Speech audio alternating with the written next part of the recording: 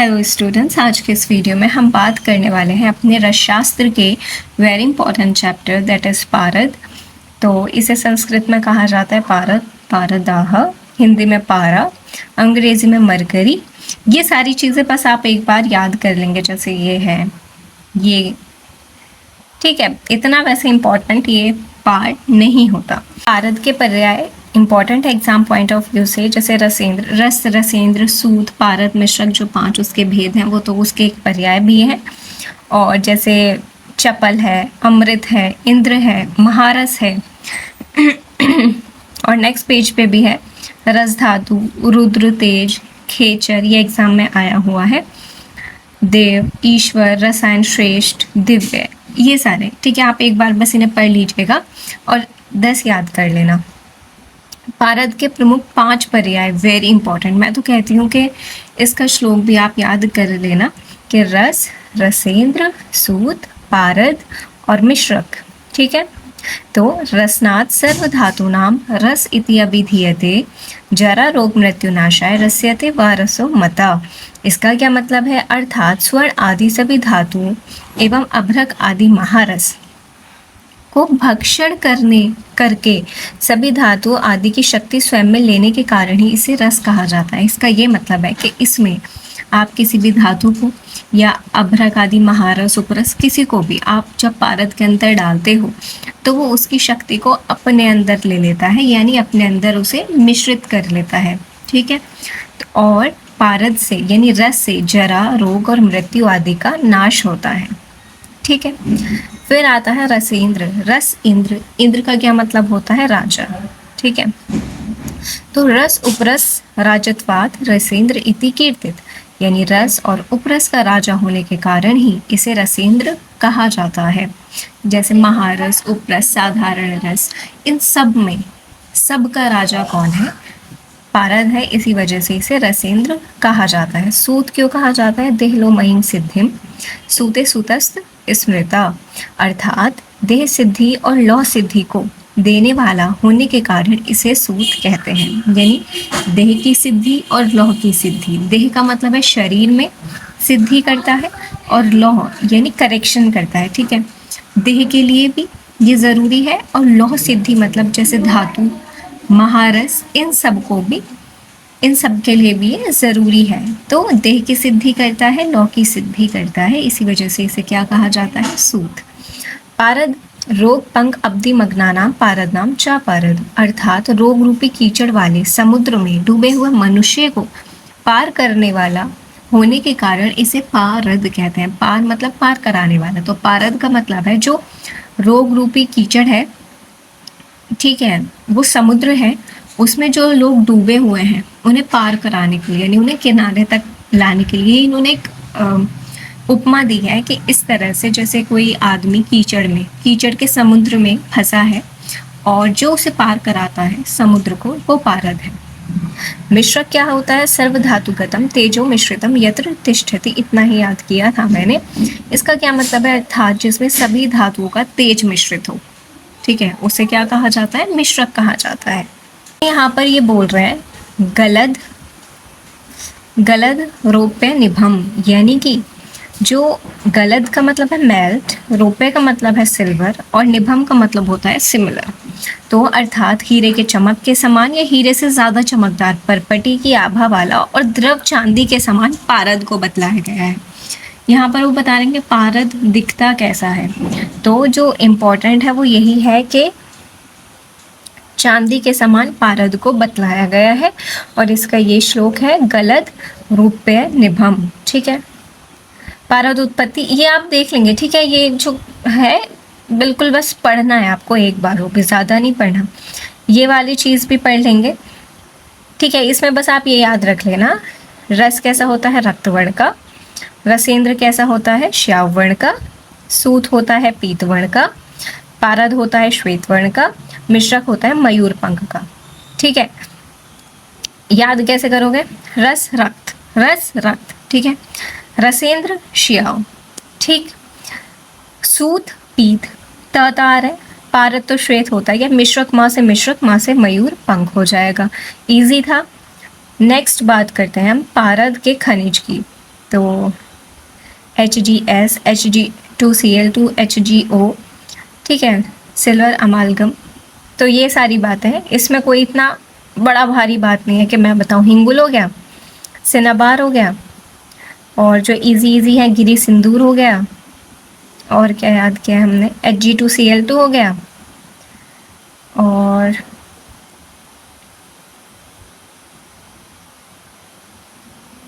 Silver amalgam हो गया। बस इतना ही तो याद करना है। पारद की उत्पत्ति कहाँ से होती है? पारद की अधिकतर खाने ज्वालामुखी पर्वत के पास मिलती हैं, ठीक है। बाकी ये इन्होंने दे रखे, जैसे ऑस्ट्रेलिया महाद्वीप है, एशिया महाद्वीप, अफ्रीका, यूरोप। बस अब इम्पॉर्टेंट बात ये आती है कि ये वाली बात बच्चों बहुत इम्पॉर्टेंट है कि ग्राह्य और अग्राह्य पारद के लक्षण क्या हैं। तो देखो, इसे बहुत कान खोल के सुनना, ठीक है। शुद्ध पारद को कांच के पात्र में रखने पर, आपने पारद लिया, उसे कांच की बोतल नहीं आती है, उसमें रखा, जो कि पारदर्शी है, बिल्कुल वाइट। उसके अंतस्थल में नीलाभ आपको दिखेगा, यानी नीचे से नीला दिखेगा, जैसे आप ये देख रहे हो, ये फिगर बनाया है, नीला है। धूम्र वर्ण, उज्ज्वल वर्ण, ठीक है, एवं मध्य में सूर्य के समान प्रकाशित हो। सुनो, मैंने एक लाइन छोड़ दी, ठीक है। अंतस्थल से नीला हो, नीचे से नीला है, बाहर से उज्जवल है। जब आप उसे बाहर से देखते हो तो वो कैसा दिखता है? चमकता हुआ दिखता है। और मध्यम में सूर्य की तरह प्रकाशित, जैसे आप उसे बीच से देखोगे तो कैसा दिखेगा? सूर्य की तरह प्रकाशित। ये बिल्कुल तीनों शब्द इसी तरह से याद करने हैं जैसे मैंने बताया। अंत स्थल से नीलाभ है, बाहर से उज्जवल है, और मध्य से सूर्य की तरह प्रकाशित है। वह पारद क्या है? श्रेष्ठ है, धूम्र वर्ण, पांडु वर्ण और कई वर्णों से युक्त, रस कर्म सिद्धि के लिए ग्राह्य योग्य नहीं है। मतलब कि ये बात है, इसके अलावा जो भी उसमें कलर दिख रहा है, धूम्र वर्ण हो, पांडु हो, या फिर कोई और सा भी कलर हो, अगर वो इन तीन चीज़ों के अलावा, यानी इन 3 पॉइंट से अलग है, तो इसका मतलब वो पारद श्रेष्ठ नहीं है, उसे हम अपने यूज़ में नहीं ला सकते। ये इम्पॉर्टेंट है। पारद के दोष भी इम्पॉर्टेंट है, ठीक है। अब यहाँ से इम्पॉर्टेंट टॉपिक शुरू हो गया, ये सब कुछ इम्पॉर्टेंट है। पारद के दोष कितने होते हैं? पारद के कुल 12 दोष होते हैं। पारद के कुल कितने दोष होते हैं? 12 दोष होते हैं। देखो, अगर आप शुद्ध पारद सर्वव्याधि नाशक है, देखो हर चीज़ का शोधन हमें बताया गया है, रसशास्त्र में शोधन करना बहुत ज़रूरी है। शुद्ध पारद कैसा होता है? सर्वव्याधि का नाश करता है, जरा का नाश करता है, जरा रोग मृत्यु नाशाय रस्यते व रसोमता, ठीक है। ये हमने रस की डेफिनेशन में पढ़ा था। तो सर्व व्याधि का नाश करता है, जरा का नाश करता है, मृत्यु का निवारण करता है। किंतु अगर अशुद्ध पारद का आप सेवन करते हो तो भयंकर दोष करने वाला विष होता है, ठीक है। कहा गया है, नेक्स्ट बार हम पढ़ेंगे अभी आगे, कि पारद अमृत के समान अच्छा है, और अगर आप उसे नहीं शुद्ध करके लेते हो तो वो यमराज के समान घातक है, ठीक है। पारद में कुल कितने होते हैं? 12 दोष है। इसके अतिरिक्त सप्त कंचुक भी 7 औपाधिक दोषों में समावेश हो जाता है। क्या है वो आगे मैं बताऊंगी जब दोष पढ़ेंगे हम। तो सबसे पहले हम बात करते हैं, इसे सबसे पहले क्लासिफाई किया जाता है इन 12 दोष को 3 जगह, नैसर्गिक दोष, यौगिक दोष और औपाधिक दोष, ठीक है। इन 12 को 3 जगह क्लासिफाई करते हैं। अब सबसे पहले इसका क्लासिफिकेशन नैसर्गिक दोष है। नैसर्गिक दोष 3 होते हैं, विष, वही और मल। क्या होता है? विष, वही और मल, जिनसे क्रमशः मृत्यु, देखो विष से मृत्यु होती है तो मृत्यु होती है, वही मतलब अग्नि, अग्नि से संताप हो जाएगा। संताप का देखो, अग्नि में क्या होता है? टेम्परेचर ज़्यादा करता है तो संताप आपके शरीर में हो जाएगा। मैं से मल, मैं से मूर्छा हो जाएगा। ये इम्पॉर्टेंट है याद करना, इसे इसी तरह से याद कर लेना, विष वही मल, ठीक है, विष वही मल। इसकी ट्रिक भी यही है, विष वही मल है। तो विष क्या करता है? मृत्यु करता है। वही क्या करेगा? वही मतलब अग्नि, तो क्या करेगा? संताप करेगा। मैं से मल, मैं से मूर्छा होती है। पारद एक खनिज द्रव्य होने से भूगर्भ में पारद के साथ अन्य धातुओं का मिश्रण होना स्वाभाविक है, अतः इस दोष को नैसर्गिक दोष कहा जाता है। क्यों? मेरा गला खराब हो रहा है। तो इन्होंने क्या कहा है, मैं देख लेती हूँ। पारद एक खनिज द्रव्य है, ठीक है, जो कि हमें भूमि से प्राप्त होता है। तो पारद के साथ अन्य धातुओं का मिश्रण होना स्वाभाविक है, तो इसलिए वो कह रहे हैं कि जैसे विष, वही और मल हमें मिला, तो ये इसका स्वभाव है, स्वभाव से वो मिलेगा ही, क्योंकि ये भूमि में है, ठीक है। अब बात करते हैं यौगिक दोष की। यौगिक का मतलब होता है, योग का मतलब क्या है? योग का मतलब होता है जोड़ना। तो यहाँ पर भी मिलावट की जाती है, किसकी? नाग और वंग दो यौगिक दोष है, यानी पारद में नाग और वंग को मिला दिया जाता है। इन दोषों से युक्त पारद जड़ता, आदमान तथा कुष्ठ रोग की उत्पत्ति करता है। नाग और वंग यौगिक दोष कौन होते हैं? नाग और वंग, यानी पारद में मिक्स किया जाता है किसको? नाग और वंग को, ताकि पारद का वजन बढ़ जाए, ठीक है। अब अगर आप इस तरह के पारद का सेवन करोगे तो उससे क्या हो जाएगा? जड़ता, स्तंभन, आदमान तथा कुष्ठ रोग की उत्पत्ति होती है। अब ये बोल रहे हैं कि व्यापारी लोग अधिक लाभ कमाने की इच्छा से पारद में नाग और वंग धातु की मिलावट कर देते हैं। में विष को यौगिक दोष मानकर 3 यौगिक, ठीक है, इतना नहीं याद करना है हमें, इतना याद कर लेंगे कि कौन मिलाते हैं? व्यापारी लोग, ताकि वजन बढ़ जाए, वो ज़्यादा पैसा कमा सकें। औपाधिक का क्या मतलब है? पारद में पूर्वोक्त 5 दोष के अतिरिक्त, जो हमने 5 पढ़ लिए हैं, नैसर्गिक और यौगिक, अब हम पढ़ते हैं औपाधिक 7।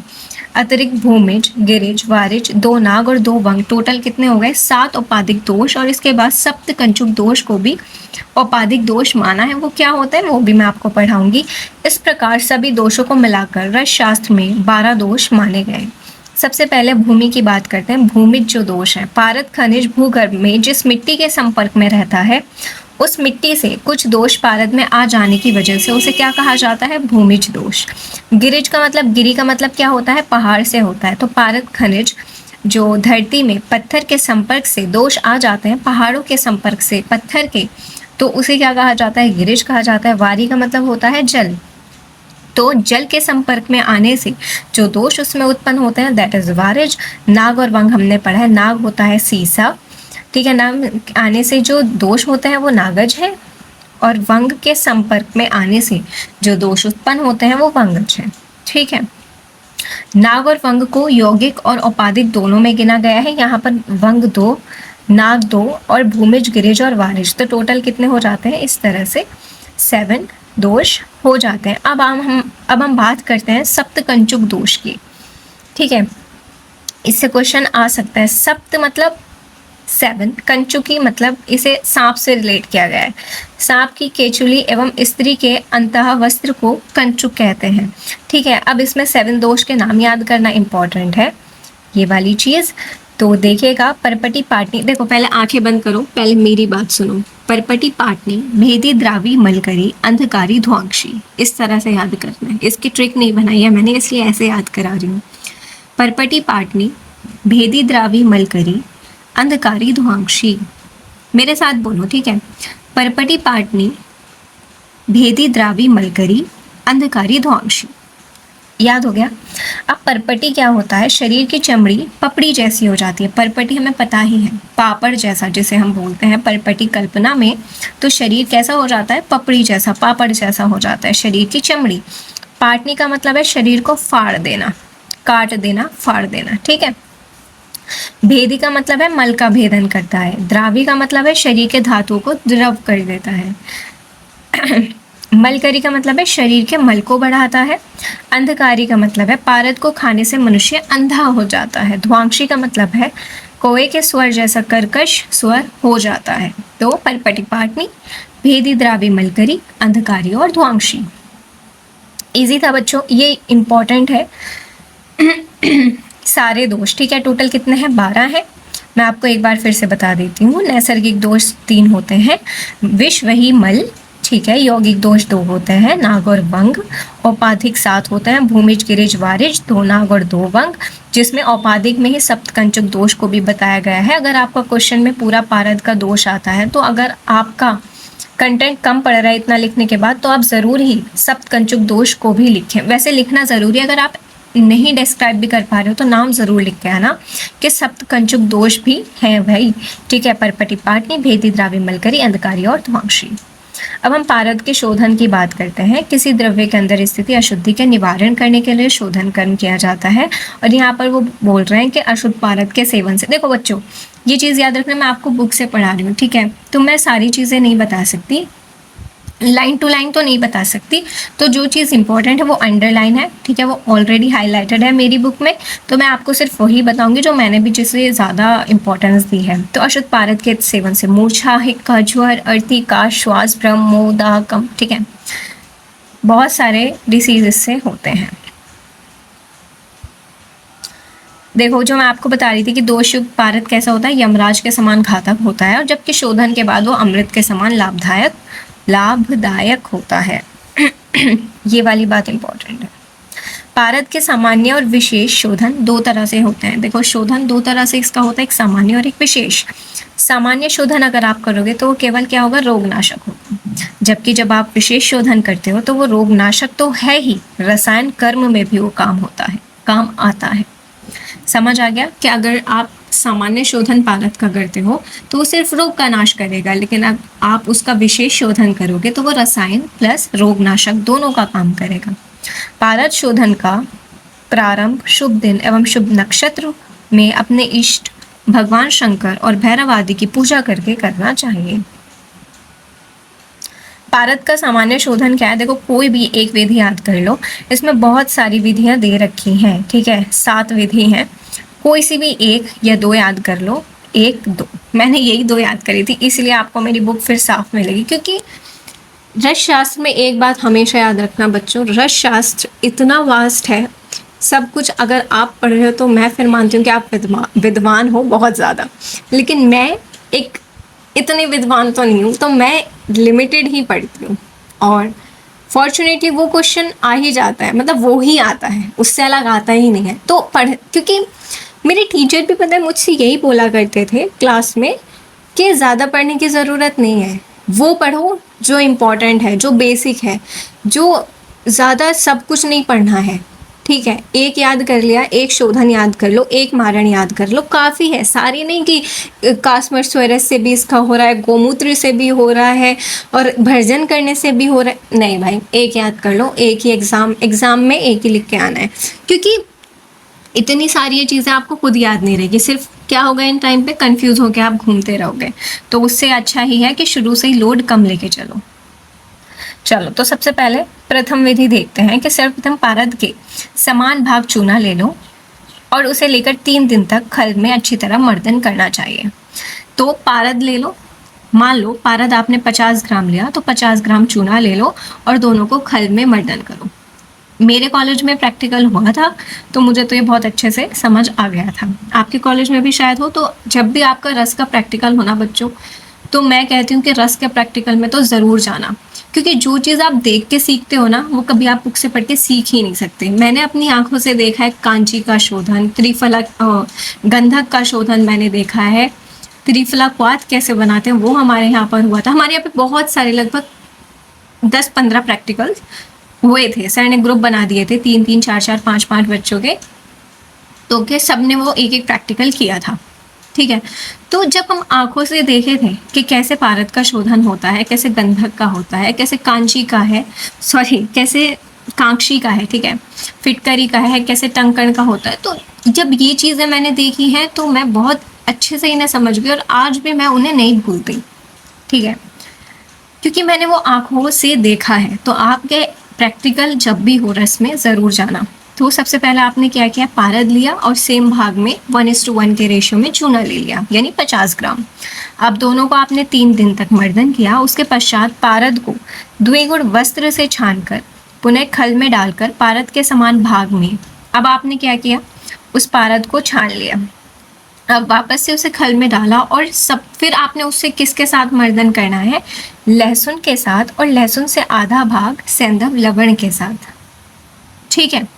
तो देखो, दोबारा थोड़ा कंफ्यूजिंग होगा क्योंकि आप देख नहीं पा रहे हो। सबसे पहले आपने समान भाग में चूना और पारद ले लिया 50-50 ग्राम, दोनों को 3 दिन तक मर्दन किया। उसके बाद आपने पारद को धो लिया तो आपके पास फिर से पारद आ गया। अब उस पारद में आप जैसे 50 ग्राम पारद था, अब जितना भी बचा है, क्योंकि पारद का लॉस होता है, तो अब उसी के समान आप लहसुन ले लोगे और लहसुन से आधी मात्रा में सेंधा फ्लेवर डाल दोगे और फिर से उसे खरल में मिक्स करोगे जब तक कि कृष्ण वर्ण ना हो जाए। फिर उसके बाद जल से प्रक्षालन कर लेंगे और पारद को प्राप्त करने पर एक बार में पारद शुद्ध हो जाता है और वर्तमान में यह विधि प्रचलित है। तो उम्मीद है समझ आ गया होगा, बहुत इजी था। ठीक है, अब हम बात करते हैं इसके सेकंड विधि क्या है कि अशुद्ध पारद को एक लहसुन और सेंधव लवण के साथ 1 सप्ताह तक खल में मर्दन करने के बाद कांजी से प्रक्षालन करने पर पारद शुद्ध हो जाता है। देखो वहाँ पर आपको 3 दिन का टाइम दिया गया था कि 3 दिन तक मर्दन करो और उसके बाद जब वो कृष्ण वर्ण का हो जाए लहसुन और सेंधव लवण के साथ,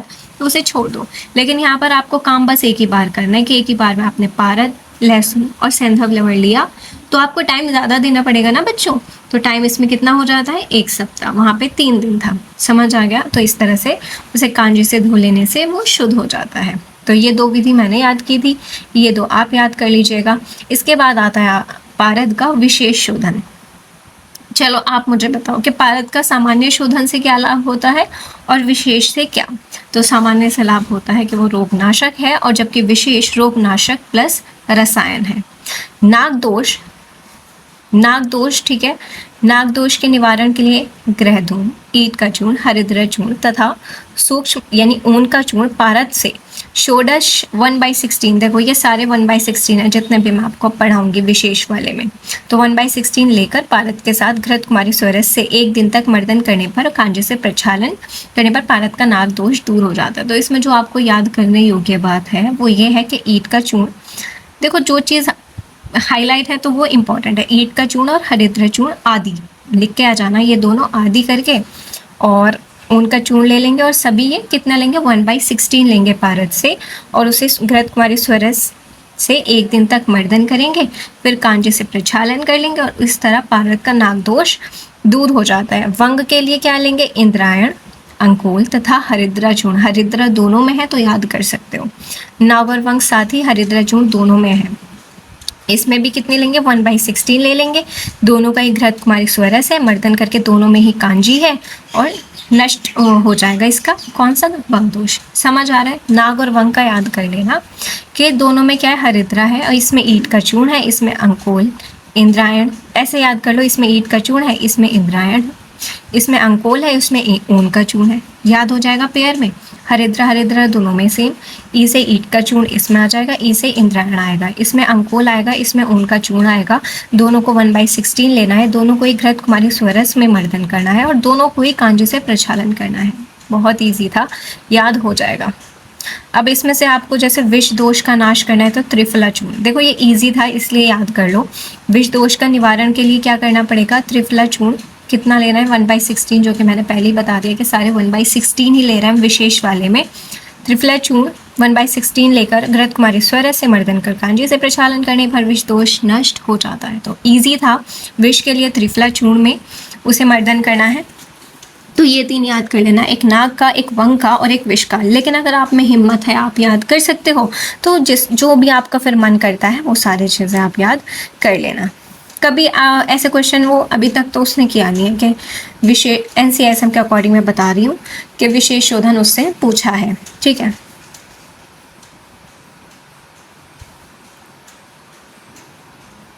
पारद के संस्कार हम नेक्स्ट वीडियो में कवर करेंगे।